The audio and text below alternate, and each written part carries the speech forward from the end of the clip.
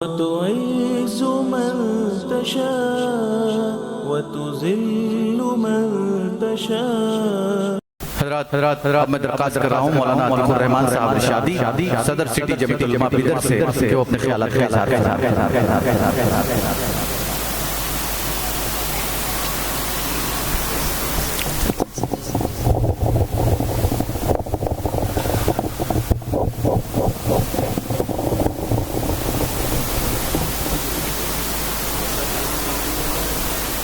السلام علیکم ورحمۃ اللہ وبرکاتہ. نحمده ونصلي على رسوله الكريم اما بعد فاعوذ بالله من الشيطان الرجيم بسم الله الرحمن الرحيم فاذكروني اذكركم واشكروا لي ولا تكفرون. صدق الله العظيم. اللهم صل على سيدنا شفيعنا نبينا كريمنا مولانا محمد وعلى آل سیدنا مولانا محمد وبارک وسلم. شروع اللہ کے نام سے جو بڑا مہربان ہے نہایت رحم والا ہے. درود و سلام آقا و مولا سرور کونین مقام محمد عربی صلی اللہ علیہ وسلم کے دربار گوہر میں مجھے بے انتہا خوشی ہو رہی ہے کہ آج میں ایسے ایک نورانی عرفانی مجلس میں اللہ تبارک و تعالیٰ نے مجھے حاضری کی سعادت عطا فرمائی، جہاں کی نورانیت اور جہاں کی شعائیں صرف اس علاقہ نہیں بلکہ ہندوستان کے کونے کونے تک یہاں کا نور جگمگا رہا ہے. مرکز خدمت خلق حافظ و قاری عبد المقتدر صاحب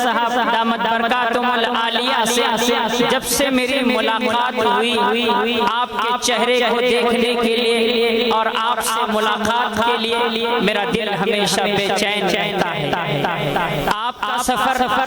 کبھی شہر بیدر ہوتا ہے اور وہاں بزرگان کرام کی زیارت کے لیے حضرت پہنچتے ہیں. جب اطلاع مل جاتی ہے، خبر مل جاتی ہے کہ حافظ صاحب بیدر تشریف لا رہے ہیں، تو میری دلی تمنا صرف میری ایک ملنے کی خواہش نہیں بلکہ کئی احباب حافظ صاحب سے ملنے کے لیے بے چین بے قرار رہتے ہیں، اور جب ملتے ہیں تو اللہ تبارک و تعالیٰ ایک دلی سکون عطا فرماتے ہیں. کیوں دلی سکون نہیں ملتا؟ اس لیے کہ ہمیشہ جس کی زبان اللہ کے ذکر میں تر و تازہ ہو، چلتے پھرتے حافظ صاحب کی زبان صرف اللہ کا ذکر ہوتا ہے، جس کی برکت سے اللہ تبارک و تعالیٰ نے حافظ صاحب کی زبان میں اللہ نے وہ برکت عطا فرمائی ہے، وہ تاثیر عطا فرمائی ہے. کسی کو دم کرتے ہیں تو اللہ تبارک و تعالیٰ جان لیوا بیماریوں کو بھی اللہ تبارک و تعالیٰ شفا میں بدل دیتے ہیں. اللہ نے وہ تاثیر رکھی ہے حافظ صاحب کی دعا میں. حافظ صاحب کی برکت کی دعائیں ہیں کہ لوگ اس ملک سے کونے کونے سے حافظ صاحب کی خدمت عالیہ میں پہنچ رہے ہیں. جب بھی بیدر آپ کا قافلہ آتا ہے تو میں تو بے چین بے قرار رہتا ہوں، ملاقات کروں اور آپ سے دعائیں حاصل کروں. ابھی چند دن پہلے حافظ صاحب خصوصی دعوت پر شہر بیدر کے کئی مؤخر علماء کرام تشریف لائے تھے، اور آپ سے ملاقات کر جب سے گئے ہیں، جب سے شہر کے اندر ایک ہلچل سی مچ گئی ہے. تمام علماء مجھے خود فون کر کے بتائے کہ اگر آپ جا رہے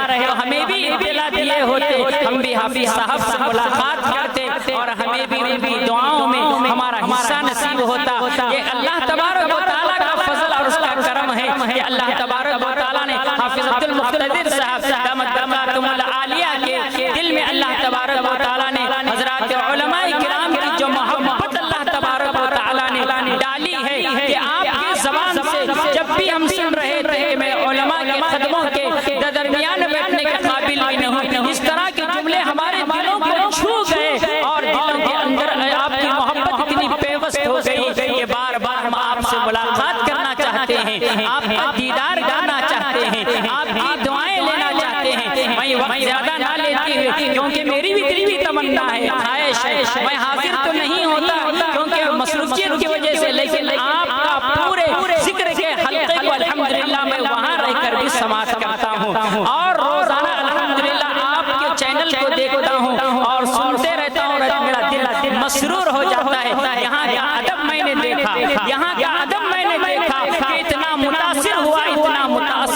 کیونکہ یہاں حافظ صاحب کی خدمت عالیہ کے اندر جو طلبہ حفظ کر رہے ہیں اور اس کے علاوہ بڑے حضرات جو علم حاصل کر رہے ہیں ان کے ادب کو میں نے دیکھا، کیونکہ ادب ہی سے انسان کو کامیابی ملتی ہے، ادب ہی سے انسان کو کامیابی ملتی ہے، کیونکہ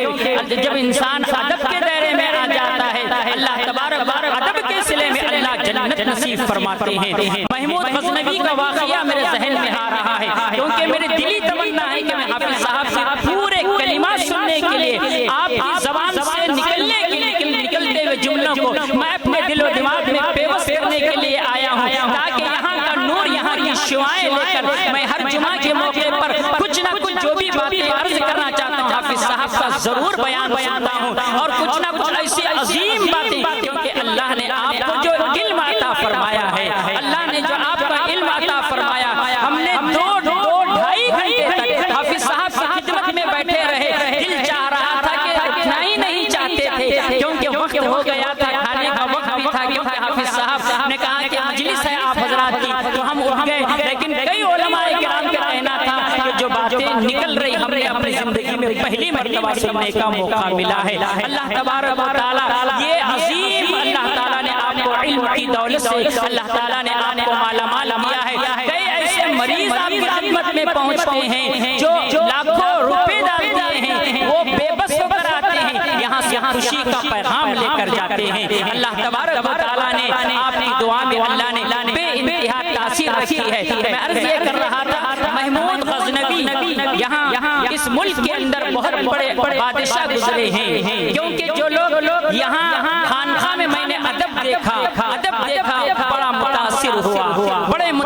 ہوا، کیونکہ ادب سے عزت بھی ملتی ہے، ادب سے جنت بھی ملتی ہے،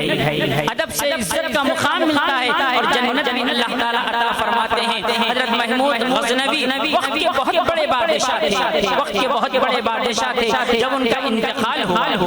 انتقال ہوا تو کسی نے آپ کو خواب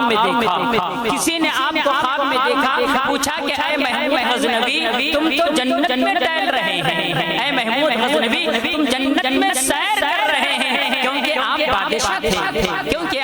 بادشاہ تھے، بادشاہ سے حساب لینے میں وقت بہت زیادہ لگتا ہے، لیکن آپ کا انتقال ہو گیا اور فوراً آپ جنت میں ٹہل رہے ہیں اور جنت میں سیر کر رہے ہیں۔ تو محمود غزنوی نے جنہوں خواب دیکھے تھے، خواب دیکھنے والوں کو بتایا کہ اللہ تبارک و تعالیٰ نے مجھے ایک عمل کی وجہ سے اللہ تعالیٰ نے مجھے جنت عطا فرمائی ہے، وہ کیا عمل تھا؟ انہوں نے کہا کہ ایک مرتبہ شیخ ابو الحسن خرقانی کے خانقاہ میں گیا، ایک مرتبہ شیخ ابو الحسن خرقانی کے خانقاہ میں گیا، دیکھا کہ وہاں کے مریدین جھاڑو دے رہے تھے، اور میں نے سوچا کہ میں بادشاہ ہوں، میں کچھ نہ کہوں۔ انہوں نے کہا کہ یہ اللہ والوں کی خانقاہ ہے، اللہ والے یہاں رہتے ہیں، ادب کے ساتھ مجھے جانا ہے، مجھے ادب کے ساتھ یہاں رہنا ہے۔ ابو الحسن خرقانی نے جب وہاں پہنچے تو وہاں دیکھا کہ جھاڑو دے رہے ہیں، اور وہ جھاڑو کے گرد و غبار ان کے کپڑوں کو بھی اور اسی طرح ان کے چہرے کو بھی لگ گئے، تو انہوں نے کچھ نہیں کہا، بلکہ انہوں نے کہا کہ یہ ادب کا مقام ہے، یہ ادب کا مقام ہے۔ میں نے یہاں بہت دیکھا، بڑے لوگ ہیں، بڑے فنکار ہیں اور بڑے انجینئر ڈاکٹر ہیں، حافظ صاحب نے کہا کہ بڑے بزنس مین ہیں۔ الحمدللہ یہاں حافظ صاحب کی خدمت عالیہ میں آ کر جو ادب جو یہاں سیکھ رہے ہیں اور ادب کا پیغام لے کر جا رہے ہیں، تو حضرت محمود غزنوی رحمۃ اللہ علیہ نے کہا کہ اللہ تبارک و تعالیٰ نے مجھے خانقاہ کے ادب کی وجہ سے اللہ تعالیٰ نے مجھے میری مغفرت فرمائی اور اللہ نے مجھے جنت میں جانے اللہ نے موقع عنایت فرمایا۔ دعا ہے اللہ رب ذوالجلال ہمیں یہاں آ کر ادب بھی سیکھ رہے ہیں، یہاں آ کر ہمارے دل کی دنیا کو ہم آباد بھی کر رہے ہیں۔ حافظ صاحب کا شعر میں بار پڑھتا ہوں، کیونکہ جب بھی آپ کی تقریر میں، آپ کے مذاکرے میں اور آپ کے ذکر کی مجلس میں اکثر یہ اشعار سنتا ہوں، اور میں بھی بار اشعار کو پڑھتا ہوں، آپ حضرات بھی بار اشعار سنے ہوں گے۔ یاد میں تیری سب کو بھلا دوں، کوئی نہ مجھ کو یاد رہے، یاد میں تیری سب کو بھلا دوں، کوئی نہ مجھ کو یاد رہے، تجھ پر سب گھر بار لٹا دوں، خانہ دل آباد رہے،